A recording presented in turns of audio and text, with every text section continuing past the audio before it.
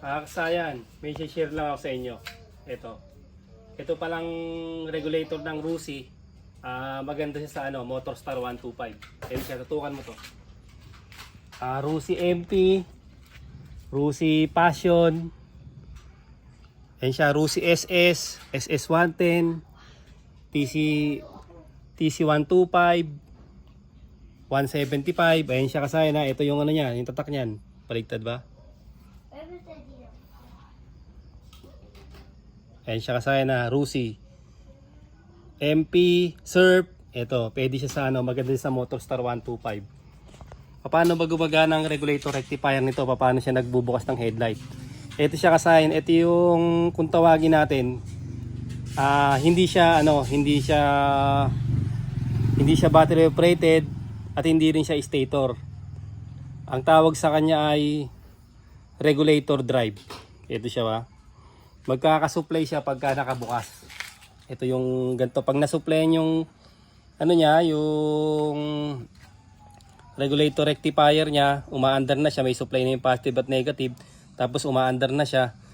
Magkakaroon na ng supply itong kulay red na may lining na white. Ito siya ba? Ito siya kasaya na. Ito yung red na may lining na white. Dito nakalagay yung ating sa tapat nito nakalagay yung ating regulator rectifier. Ngayon kasayan, paano ba magpalit nito? Kung halimbawa nasira na yung ganto, ito yung kulay ng charger ng Motorstar 125. Ayan siya ba? Meron siyang kulay black. Ang gagawin nyo lang dyan kasayan sa kulay black, hindi nyo na siya ilalagay. Itong kulay black na to, ito siya ba? Ganto Ito yung dati Pagdating dito, hindi nyo ilalagay sa kulay black tong red na to. Bali ito, i-float na to. Kaka-float na tong isa na to. Yung dating may linya na black, wala na kayong ilalagay. Hindi nyo na ilalagay itong itong red para ilagay dito. Mali po yun, masisira yung inyong regulator nyon. Ang gagawin nyo, ito hindi na to nakalagay. Katulad nito. Hindi na natin binuksan kasayan yung tangke kasi ite-test natin, test drive natin para makita niyo yung reading. Ito yun Ito siya. Bali regulator drive to. Parang Macho 125, Rusi Surf, MP, Rusi SS, Rusi Passion. Papakita natin sa inyo kasayan kung para makita niyo yung niya, yung kanyang reading.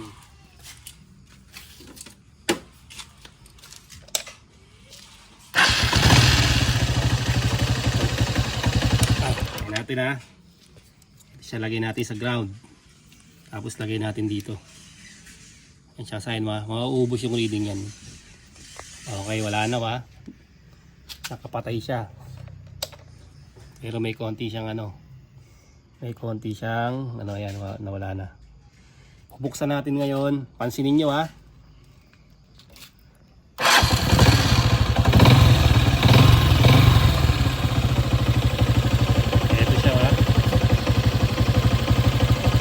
Pasinid nyo yung reading kasaya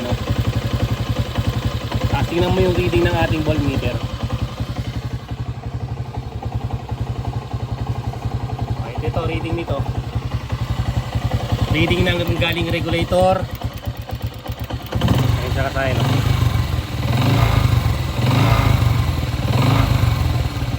15.3.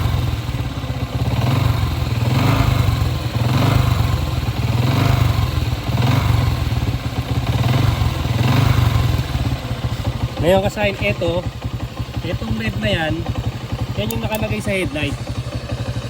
Yan ito yung nakalagay sa headlight ng ating mga Rusi. Kaya ang ginagawa natin yan, tinatanggal natin, iniilipat natin sa accessory wire para maging battery operated. Para maging battery operated yung regulator drive. Sa sample natin sa inyo sample natin ng ilaw. Ang kagandahan nito kasayin, iba yung konsumo niya. Lalagay natin yung low or high. Sample na natin ha.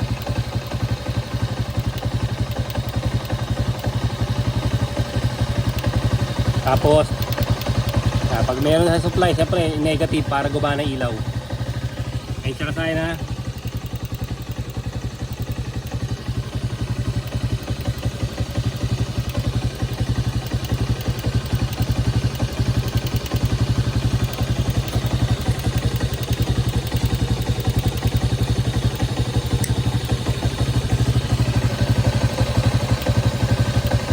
Yan. Ang kaganda niya kasi tingnan mo yung reading ng ano natin, hindi nagbabago.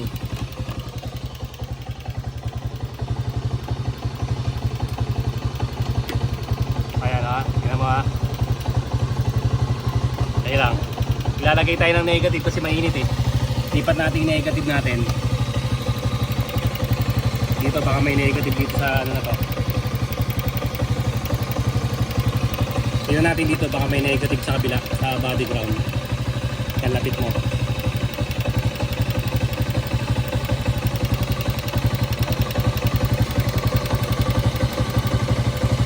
Wala. Dito kaya lang uminit na siya. Dito lang ang reading natin ha. Lapit mo konti para ma-abot siya. Ito ha, ito yung ano ha, pinaglalagyan ng ilaw ha. Ito na.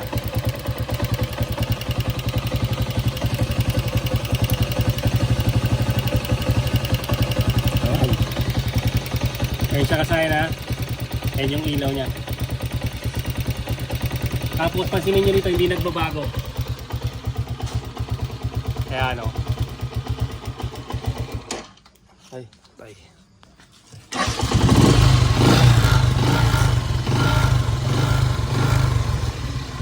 Dahil naka-regulator drive siya. Ayan. Kahit umilaw siya, wala yung ilaw, ito may ilaw. Hindi nagbabago yung reading. 2C surf. Ayan ha. Okay. Tapos kayo kasahin, i-test drive natin. Hindi ito naka-power up ha. Walang power up tong motor na to. Wala ring relay. Ang may relay lang dito yung busina. Itatry natin yung ano, yung mini driving light, yung headlight, at saka yung park light.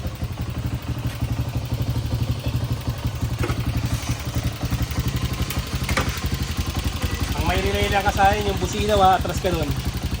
Itatry natin para makita nila.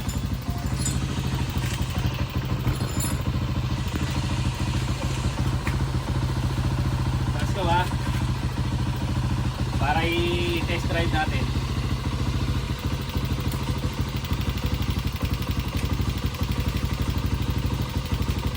Tapos headlight natin, mini driving light.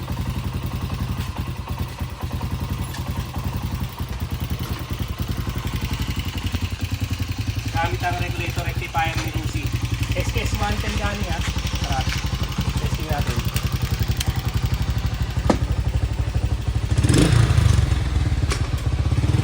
Ayan muna siya kasaya no. Pasinin nyo. Ayan yung reading niya. Wala pa tayong ilaw ha.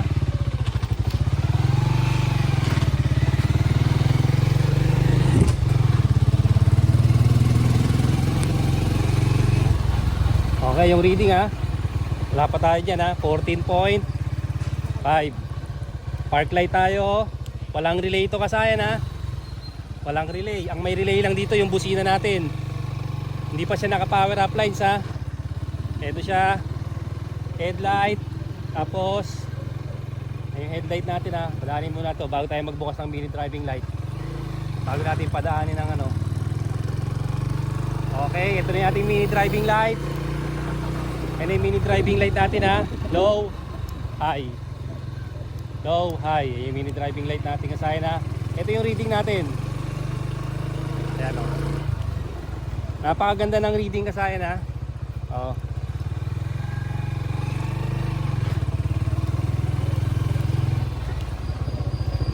Nakabukas yung headlight natin, mini driving light, park light.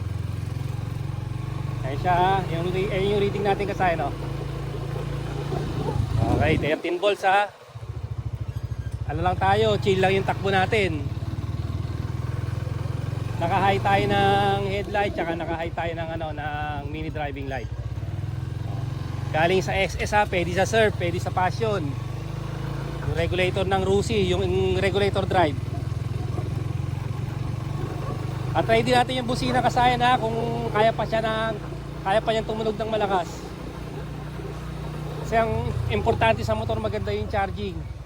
Para maganda yung pailaw natin. Pag hindi maganda yung charging, hindi maganda yung busina, hindi magiging maganda yung pailaw. Ito yung natin, busina. Okay kasaya, malakas pa rin. Malakas pa rin ang ating busina. O, ilawan mo dun sa pakita mo sa kanila yung bukas lahat. Yung sa kaunahan. Kaya siya kasaya, bukas lahat ha. Bukas lahat yung natin. Busina. Passing. Okay. Okay, sakay ka na.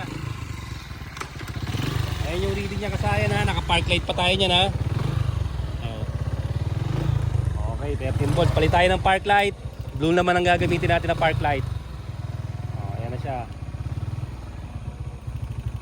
Ayan na siya kasaya na. Padaanin lang natin tricycle. Ayan yung reading niya kasaya no. Pagka tumakbo tayo ng mabilis-bilis, mas gaganda pa yung reading.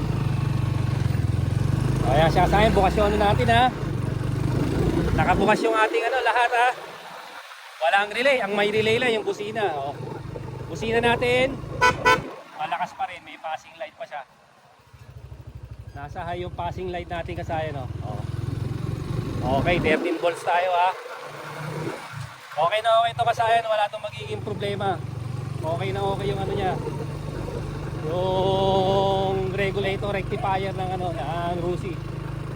Kahit anong Rusi, may tatak naman yun dyan. Pinakita ko naman sa inyo yung tatak.